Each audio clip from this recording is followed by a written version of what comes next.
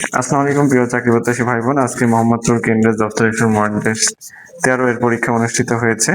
তো তিনজন পরীক্ষার্থী অংশগ্রহণ করেছে। তিনজনের মধ্যে সুমি ইসলাম, উনি 61.50 পেয়েছেন। জলি উনি পেয়েছেন 41, এবং প্রিয়সী উনি পেয়েছেন 19.75। আসলে কত সংগ্রাম করে পরীক্ষায় অংশগ্রহণ করতে হয় তা স্বচক্ষেই দেখতে পাচ্ছেন। আমাদের সুমি উনি দুইটা বাবু নিয়ে খুব কষ্ট করে পরীক্ষা অংশগ্রহণ করেছেন এবং পড়াশোনা চালিয়ে যাচ্ছেন। তাকে সে এই কেন্দ্রে প্রথম হয়, তাকে আমরা ছোট্ট একটা পুরস্কার দিচ্ছি। এই নাও তোমার পুরস্কার। তুমি খুশি? এখন হচ্ছে সুমি, আপনি আপনার অভিমত একটু ব্যক্ত করেন যে কিভাবে এই সংসার সামলিয়ে পড়াশোনা করেছেন। আসসালামু আলাইকুম। আশা করি সবাই ভালো আছেন। আলহামদুলিল্লাহ আমরা সবাই ভালো আছি।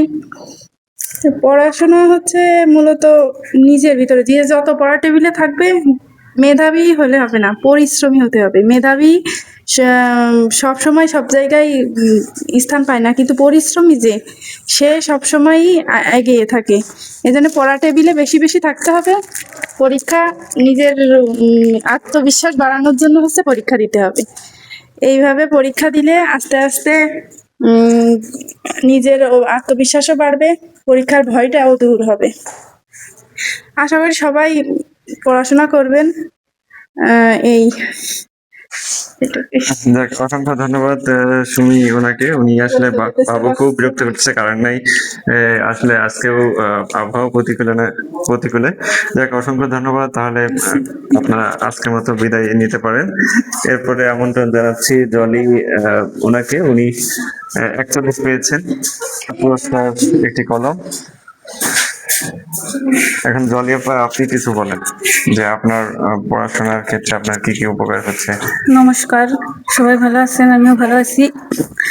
আমি বাড়িতে কিভাবে পড়বো তা মানে বুঝে উঠতে পারি না। এই কারণে আমি আমার বান্ধবীর কাছ থেকে জেনেছি যে মোহাম্মদপুরে একটা কোচিং সেন্টার শুরু হচ্ছে, তাই এখানে আসছি। এসে এখানে পরীক্ষা দিচ্ছি যাতে আমার ভালো হয়, এই কারণে।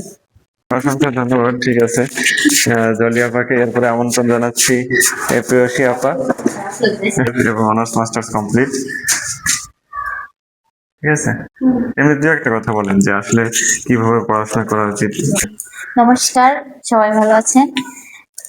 আমরা ভালো আছি। আমি মোহাম্মদপুর থানার সামনে আমাদের বাসা, সেখান থেকে আসছি।